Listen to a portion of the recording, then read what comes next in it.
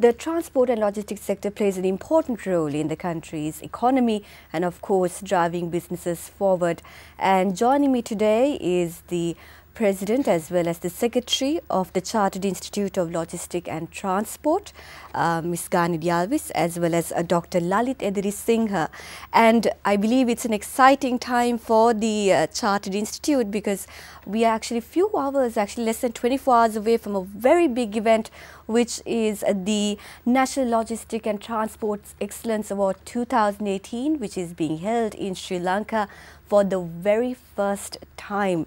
So, Ms. Gani Dialvis, I would like to ask you, it must be a very busy time for the Institute. How has the preparations been so far? Of course. Thank you very much, Catherine, for inviting us. This is going to be the night for all of us in logistics and transport, much awaited event. And we've been waiting for that for the past so many years. And finally, it's going to be a reality. A lot of work happened in the past 1.5 years, and finally it is happening. So we shortlisted the winners, and judges have already identified the winners. So we would know all about them tomorrow. But Chartered Institute, being the premier chartered professional body in the country, who's catering to the professionals in supply chain, logistics and transport, you know, this is going to be a big morale boost for the industry, I would say. So tomorrow you will get to see all the people who have really contributed, the individual, the most eminent person in the industry who has done yeoman service to the logistics and transport sector, and then many corporates who have really done great things to the industry, and we are recognizing them in different categories. Yes. Yeah? And Dr. Ediri, I mean, you are the chairman of the award itself, and I'm sure there are a lot of pressure on you as the main organizer for this. So we were wondering, you know, it's not an easy task to actually evaluate the candidates, and as I believe Ms. Gani said, you all have actually shortlisted a few. Can we talk a bit about how has it been in trying to select these candidates and a bit about the evaluation process? Well, as you can see from our faces, I mean, the response from the industry has been overwhelming, and it has been a very tough time for the our panel of judges to come up with some final list where they will be again filtering from that point onwards. So but at this point I must say one thing for future references, that is there has been a little confusion about the type of the awards. That is when you say excellence awards in logistics and transport, some organizations thought it is only for the logistics providers. Actually it is not that. We want to see the value that an organization can add to the logistics and transport industry, not necessarily the service provider in logistics. For example, if you see a manufacturer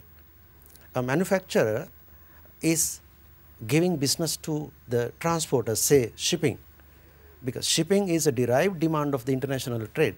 So shipping cannot survive without the service, or rather the supply from the manufacturers. So therefore they are also contributing.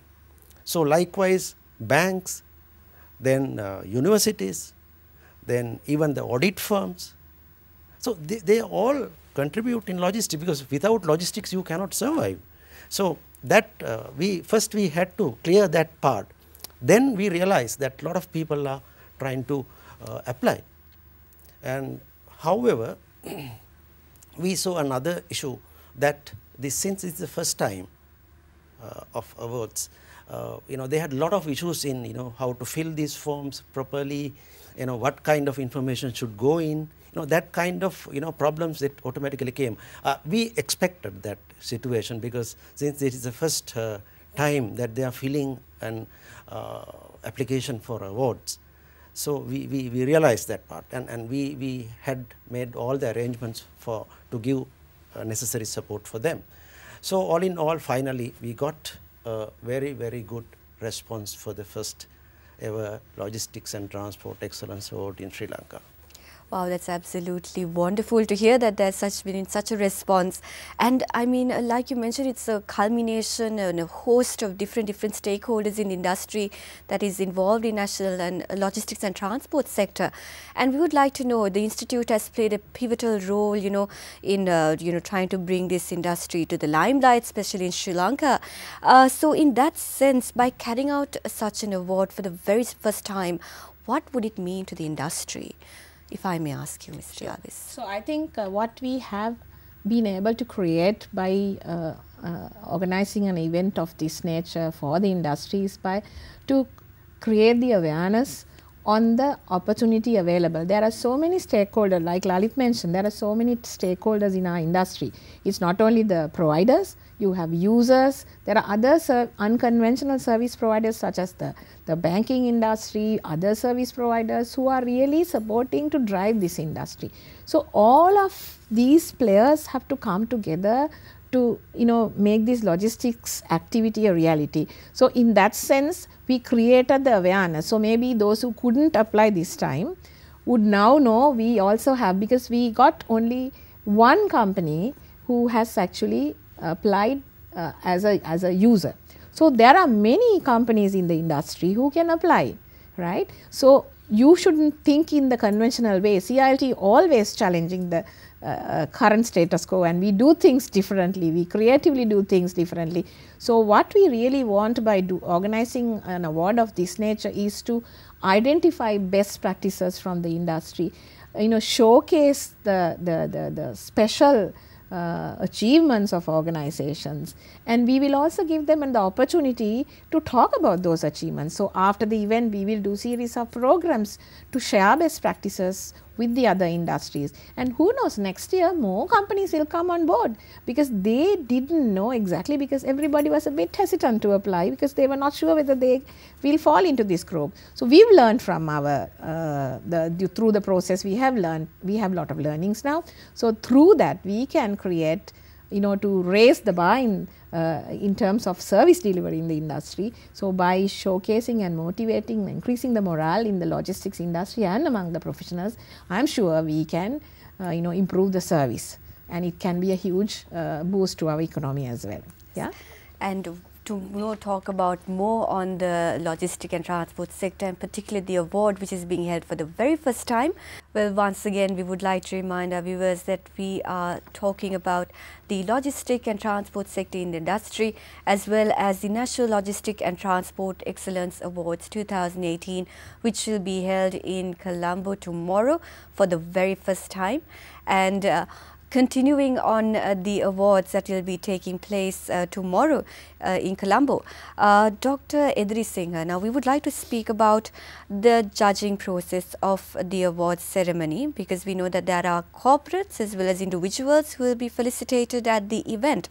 May we know more about this process, of course? Yes, Catherine, actually this has been the biggest challenge that the committee faced, because we wanted to have it very impartial decisions for this process finally, and we faced into a couple of technical issues where, if you find a person or panel of judges from outside the industry, then sometimes they will not be able to really assess their performance. But at the same time, if you have someone from the industry, there can be conflict of interest. So we wanted to balance this too. So what we finally did was we got a cross section of industry personals, and then some professional bodies, chairman and president of professional bodies, and academia.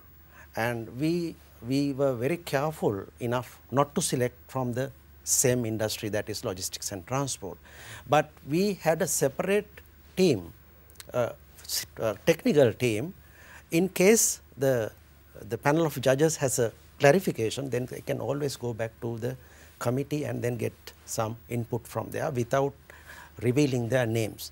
So that kind of long process we had.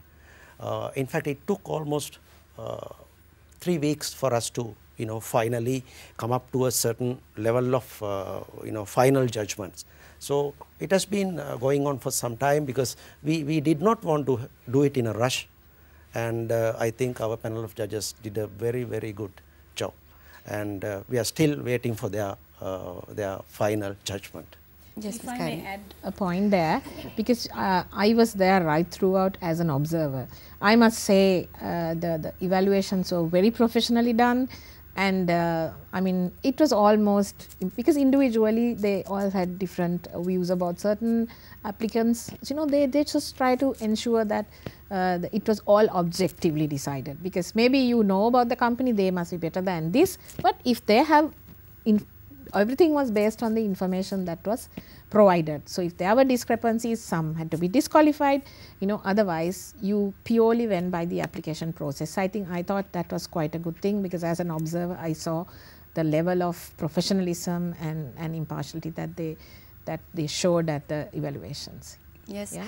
and like you all mentioned, it is the very first time that the institute is doing such a endeavor, and we were wondering, since it's the very first time, I'm sure it's been a learning process or a learning curve for the Chartered Institute going forward when it comes to hosting such an award ceremony. We would like to know what were the learning curves probably that you have seen through this. I think the biggest learning for us is, how do you really do the communication? We thought we did extensive communication. How do you promote this award? I think it's the conventional methodologies we followed could have improved a bit. So next year, both of us and the committee discussed extensively about this. So we would have a proper participant briefing that will actually remove all the doubts that the participants will have, because some of the when the judges were evaluating the applications, I noticed some applications had basic mistakes. They have not really gone through the rigor. So if you had done a participant pack and a briefing meeting, most of the applications would have been better than what it was. So participant brief is one thing that we want to do next year, and next year also, based on the learnings, because this is the first time we did,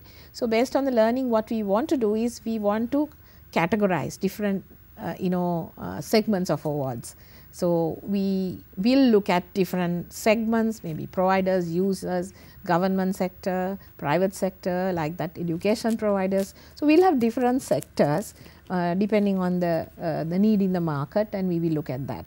So those are some of the things, and rest of the things I think we did it well, and we didn't seek for any sponsorships, because being the first event, we wanted to make sure that we should not gives publicity to any company, because our industry, a group of people who are in that, we always reach out to them for sponsorships. So anyway, invariably those big companies will always would want to sponsorship, as well as they would like to be nominators as well. So we didn't want to have a conflict. So we want to do it the right way at the beginning. Maybe next year we will have a different model to work on it. Yeah. Yes. So and About that, what Gayani says, yes. now actually it is not only the learning only for CILT, it is basically the learning for our applicants and the industry as well, because that was the first time they filled this kind of a form, and I'm sure even for those who applied and were unable to get into the final list, I mean, yet for all I can say they are winners, because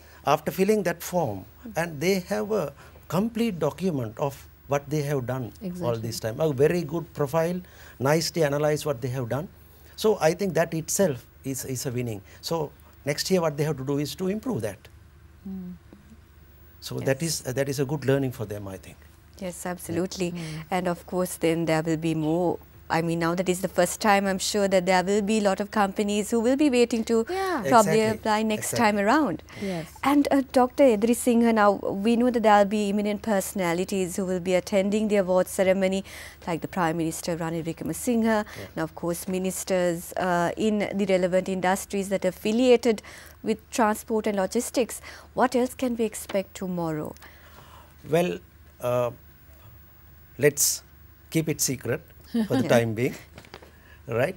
And the other thing what I realize is, as since you came up with this, the personnel that will be coming tomorrow, Honorable Ranil Wickremesinghe, without any hesitation he accepted the invitation, because he realized that the importance of the event. And then we have the Minister for Ports and Shipping, then we have Airport Aviation and Transport Minister, Civil Aviation. So that kind of the relationship and identifying the importance of it, we can really see. So even for those who are winning the final awards, I think it will be, they will get the recognition to the best, I think. You know, it's a national event, and with all these very eminent and all these people representing the government of Sri Lanka, and with that. If I may also add one point, I think we are also for the first time felicitating the past chairman of CILT, Chartered Institute, who have really done yeoman service to the to CILT as well as to the industry. So there are 17 living chairpersons of CILT. So we will be, in addition to awarding the awards, we will also be felicitating them, which I feel showing our CILT, showing Sri Lanka, showing the gratitude to them. And also the CILT International President-elect, Dr. Dato Razak Malik, will be in Sri Lanka as well. That is a big morale boost to all of us. Yeah. Yes, and Mrs. Dialvis, very briefly, because we are short of time, yes. What would be the future, aspects towards the Chartered Institute? What would be the future programs following the awards ceremony? Yes. So our flagship event up until this year was the international convention that we've been organizing in Sri Lanka every year. Now I'm sure this event will overtake that. Let's wait for tomorrow. But that is the next event that is coming up, which we will continue, and maybe next year we might even combine and do that.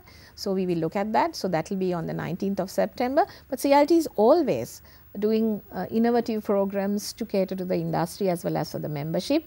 And we'll also be launching a new education program offerings also. So these days there is a CILT international visitor who is in Sri Lanka, who's evaluating new programs in the country. So it will be a whole host of things, and I would urge all of the members to tune in to CILT activities and access our websites www.ciltsl.com to get in to know what we do and be part of us. Yeah. Yes, and thank you very much, Mrs. Gani Dialvis, as well as Dr. Edri Singh, for joining us today to talk about the National Logistic and Transports Excellence Award 2018, organized by, of course, the Chartered Institute of Logistics and Transport, which will take place for the very first time in Sri Lanka. And we hope our viewers found this program, of course, more informative for this particular award ceremony. Thank you for joining us, and we wish our viewers a very pleasant evening.